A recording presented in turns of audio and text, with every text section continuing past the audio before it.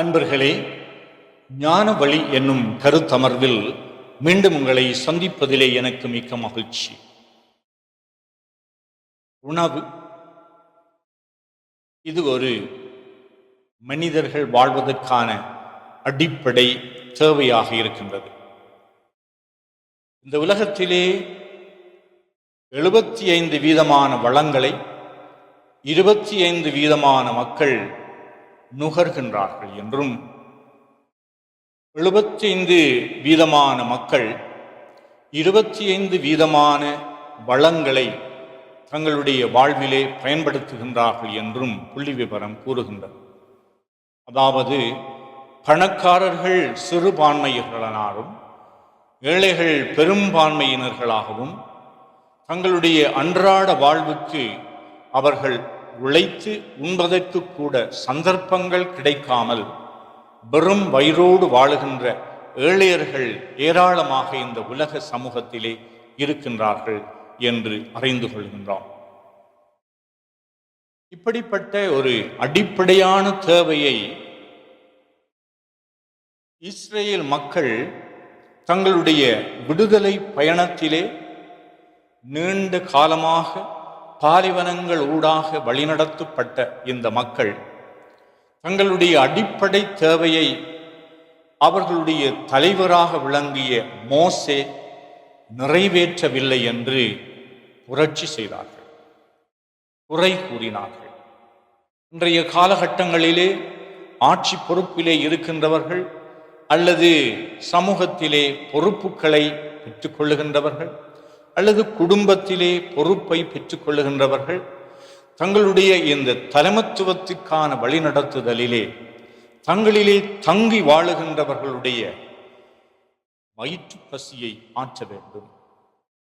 அவர்களுடைய உணவு என்கின்ற அடிப்படை தேவை மட்டுமல்ல, உணவோடு கூடிய இல்லம் அல்லது அவர்கள் தங்களுடைய வாழ்க்கையில் தேடி நிற்கின்ற மிக மிக முக்கியமான தேவைகளிலே இவர்கள் தங்களுக்கு வழிகாட்டுதல்களாக, உழைப்பாளிகளாக, கொடுக்கின்றவர்களாக தங்களுடைய வாழ்வை அவர்கள் தங்களிலே தங்கி இருக்கின்றவர்களுக்கு கொடுக்க வேண்டிய பொறுப்பை ஏற்றுக்கொள்ள வேண்டும் என்று இவை கொடுக்கப்படாத பட்சத்திலே அவர்களுக்கு எதிராக குறை கூறுவதை நாங்கள் காண்கின்றோம். ஒருவர் மற்றவரிலே தங்கியும் ஒருவர் மற்றவரை தாங்கியும் வாழுகின்றதுதான் மனித வாழ்வு. ஆகையினாலே இந்த இஸ்ரேல் மக்களை விடுதலை பயணத்திற்கு, அதாவது அவர்களுடைய அடிமைத்தனத்திலே இருந்து அவர்கள் ஒரு விடுதலை வாழ்வை ஏற்றுக்கொள்ள வேண்டும் என்ற அந்த கனவோடு, அந்த எதிர்பார்ப்போடு, அந்த திட்டத்தோடு, கடவுள் அமைத்து வைத்த அந்த திட்டத்திற்கு அமைய கடவுள் தங்களை அழைக்கின்றார், வழிநடத்துவதற்காக ஒரு தலைவரை தந்திருக்கின்றார் என்று சொல்லி அவர்கள் கீழ்ப்படிந்து இந்த பயணம், நீண்ட பயணம், கடினமான பயணம், சவால்கள் நிறைந்த பயணம் என்றாலும் பாதி வழியிலே அவர்கள் உண்பதற்கு பாலைவனத்திலே எதுவும் இருக்கவில்லை. அந்த வேளையிலே மோசேக்கு எதிராக அவர்கள் புரட்சி செய்தது நியாயமானது, சரியானது, தேவையானது. அப்பொழுது இந்த மோசே கடவுளிடம் சென்று முறையிடுகின்ற பொழுது கடவுள் அவர்களுக்கு பாலைவனத்திலே மன்னா என்கின்ற உணவை அளித்தார். மன்னா என்று சொல்லுகின்ற பொழுது அதனுடைய பொருள் என்னவென்றால், இது என்ன என்ற ஒரு கேள்வி. அதிகாலையிலே அவர்கள் மத்தியில் ஏராளமாக பொழியப்பட்டு இருக்கின்ற அந்த உணவை அவர்கள் கண்டார்கள். பாலைவனத்திலே வானத்திலிருந்து பொழியப்பட்டது. பாலைவனத்திலே உயிர்கள் அல்லது உணவு பெற முடியாத அந்த சூழலிலே கடவுள் வானத்திலே இருந்து, இது ஒரு அதிசயம், இது அற்புதம். இதனால் கடவுள் யார் என்று அவர்கள் கண்டுகொண்டார். அந்த கடவுள் தங்கள் மீது அக்கறை கொண்டிருக்கின்றார் என்றும், அந்த கடவுள் இந்த தலைவராகிய மோசேயை அவர்தான் கொடுத்திருந்தார் என்றும், அவர் வழியாக தங்களுடைய அடிப்படை தேவைகளை எல்லாம் பூர்த்தி செய்கின்ற ஒரு கடவுள் என்றும் நம்பினார்கள். இந்த அனுபவம் அவர்களுடைய உள்ளங்களிலே ஆழ பதிந்திருந்தது மட்டுமல்ல, காலாகாலமாக அவர்களுடைய பரம்பரையாக இதை நினைவு கூறுகின்ற மக்களாகவே இருந்தார்கள். அதனால் தான் இந்த பாஸ்கா விழா என்று சொல்லி இந்த இஸ்ராயல் மக்கள் ஆண்டுதோறும் கோவிலிலே ஒன்று கூடி யாத்திரை செய்து தாங்கள் கடவுளுடைய மக்கள் என்று உணர்ந்து கொண்டு அதை அனுபவித்து அதை ஒரு நினைவாக கொண்டாடினார். நினைவுகள் சாவதில்லை என்று சொல்வார். இந்த நினைவுகளை பெற்றோர்கள் பிள்ளைகளுக்கும், பிள்ளைகள் தங்களுடைய பிள்ளைகளுக்கும் என்று ஒரு குறிப்பிட்ட சமூகம், வருங்கால சமூகத்திற்கு இந்த நினைவு அலைகளை அவர்கள் பகிர்ந்து அளிக்கின்ற ஒரு பாரம்பரியத்தை கொண்டதாக இவர்கள் விளங்கினார்கள். இத்தகைய ஒரு சூழலிலே இயேசு நானே வானத்திலிருந்து இறங்கி வந்த உணவு என்று அவர்களுக்கு போதிக்கின்றார். மோசே உங்களுக்கு உணவு தரவில்லை, அந்த தலைவர் நல்லவர், வல்லவர், பெரும் தலைவர், காலத்தால் எல்லாவற்றாலும் வென்ற ஒரு தலைவர். இருப்பினும் கடவுள் தான் இந்த உணவை உங்களுக்கு தந்தார். அந்த கடவுள் என்னை அனுப்பி இருக்கின்றார். நீங்கள் உண்ணுகின்ற இந்த பாலைவனத்திலே உங்களுக்கு 5000க்கு அதிகமான ஆண்கள் வயிறார உண்பதற்கான உணவை நான் தந்தேன். ஆனால் அதுவல்ல, நீங்கள் தேட வேண்டிய உணவு என்னுடைய உடலை தருகின்றேன் என்று, இது என்னுடைய சதை, இது என்னுடைய குருதி, இதை நீங்கள் உண்டு குடிக்க வேண்டும் என்று அழைப்பு விடுக்கின்றார். இந்த சதையும் இரத்தமும் கலந்த இந்த உணவுதான் நற்கருணையாகும்.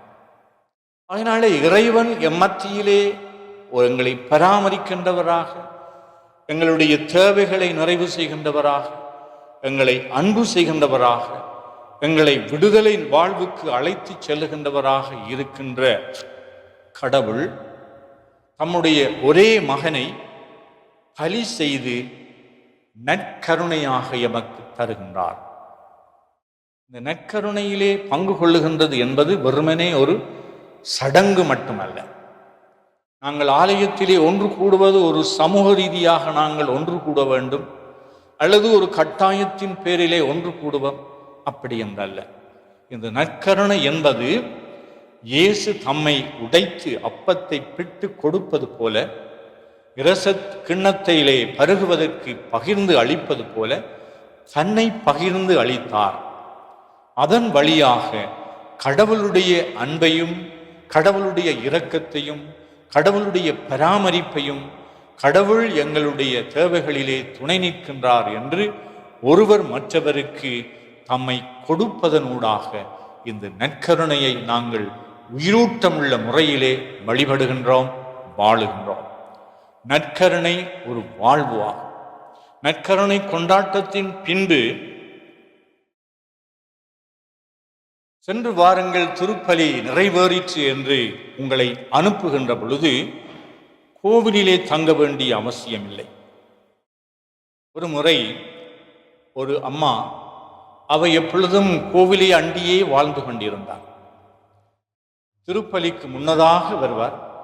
திருப்பலி முடிந்ததும் இந்த கோவிலிலேயே அவர் சுத்தம் செய்வதிலும், இந்த கோவிலை பராமரிப்பதிலும், வருகின்றவர்களோடு அவர்களோடு பேசி பழகுவதும், இப்படி கோவிலை அண்டியே கோவிலுக்குள்ளேயே தன்னுடைய வாழ்க்கையை அமைத்து கொண்டு கோவிலுக்குள் பணி செய்து கொண்டிருந்தார்.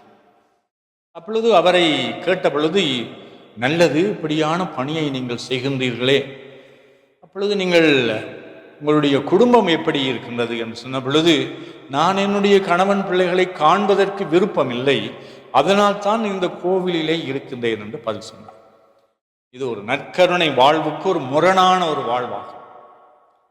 நல்ல எண்ணத்தோடு செய்திருக்கலாம், அல்லது இப்படியான ஒரு முறையிலே தன்னுடைய பக்தியை, தன்னுடைய விசுவாசத்தை, தன்னுடைய இந்த நற்கருணை ஆலயம் என்கின்ற விடயங்களிலே அவள் தன்னுடைய அக்கறையை தெரிவித்திருக்கலாம். ஆனால் நற்கருணை என்பது இந்த உணவை எப்படி இயேசு தன்னை உணவாக கொடுத்தாரோ அவ்வாறு இந்த நற்கருணையிலே தன்னை கொடுக்கின்ற பொழுது நாங்களும் எங்களை உடைத்து கொடுப்பதற்காக ஒவ்வொரு குடும்பத்திலும் அந்த தலைமத்துவ பதவியை எடுக்கின்றவர்கள் இந்த அரசியலிலேயோ அல்லது சமூக வாழ்விலேயோ தலைவர்களாக பொறுப்பாளிகளாக இருக்கின்றவர்கள் இந்த விண்ணகத்திலே இருந்து பாலவனத்திலும் உணவளிக்கக்கூடிய இறைவன் எங்களையும் உங்களையும் பயன்படுத்துவார். நாங்கள் மற்றவர்களுக்கு உணவாக வேண்டும் என்று, மற்றவர்களுக்கு வாழ்வு கொடுப்பதற்காக நாங்கள் குருதியை சிந்த வேண்டும். அதாவது நாங்கள் கடுமையாக உழைக்க வேண்டும், தியாகங்களை செய்ய வேண்டும் என்று எங்கள் ஒவ்வொருவரையும் அழைக்கின்றார்.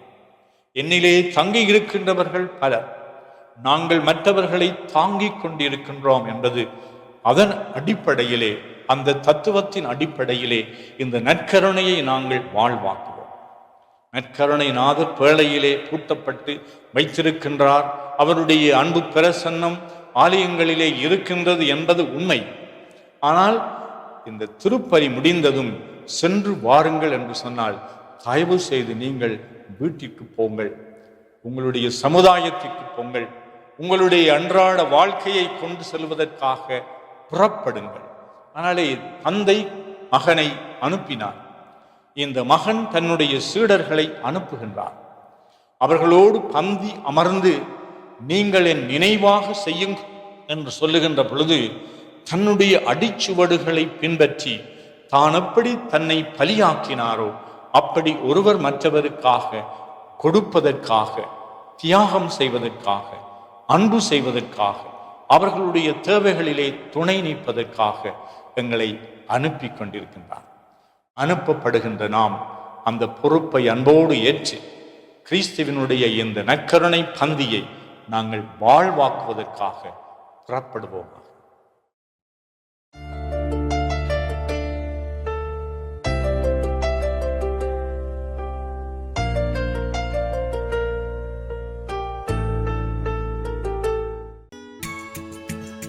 ஹோலி மேரியில் புத்தம்புது நிகழ்ச்சிகளை உடனுக்குடன் பார்த்து மகிழ எமது ஃபேஸ்புக் மற்றும் யூடியூப் பக்கத்தை லைக் செய்யுங்கள்.